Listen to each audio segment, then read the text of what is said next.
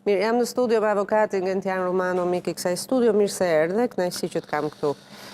Një debat i cili ka nisur tashmë mes kryeministrit dhe gjykatës. Pra, kryeministri Rama pretendon që vendimi i gjykatës për pezullimin e zonjës Balluku nuk mbështetet në kushtetut dhe nuk është autoriteti i saj, ndërkohë që gjykata natyrisht ka dhënë vendimin e saj, gjykata e posaçme flas. Tashmë palët do të shkojnë në gjykatën kushtetuese dhe presim me shumë vëmendje tentë në ardhshme, atëherë kur kushtetuesja do të thotë nëse do ta marrë në shqyrtim, do ta rrëzojë apo do ta pranojë kërkesën e kryeministrit.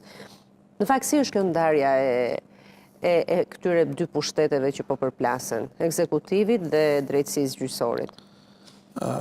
Shikoj Mirela, nuk ka patur një përplasje të këtillë dhe unë përsëri nuk e konsideroj një përplasje.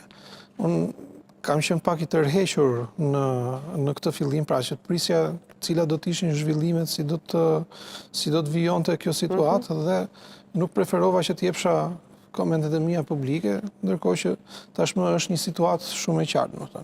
E para që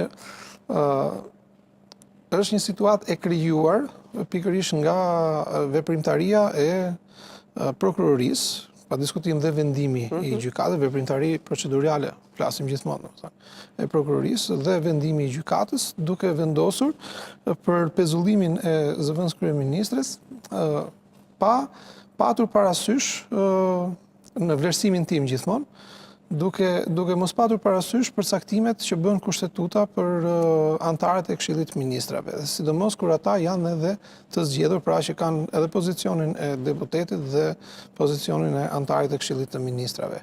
Në 103, paragrafi 3, pra që njihet gjërësisht edhe nga media, pra është përmendur më së shumti, e ka të përcaktuar qartë. Pra, kryqëzohet me nenin 222 të kodit procedurës penale, për paragrafin e 2 të nenin 222.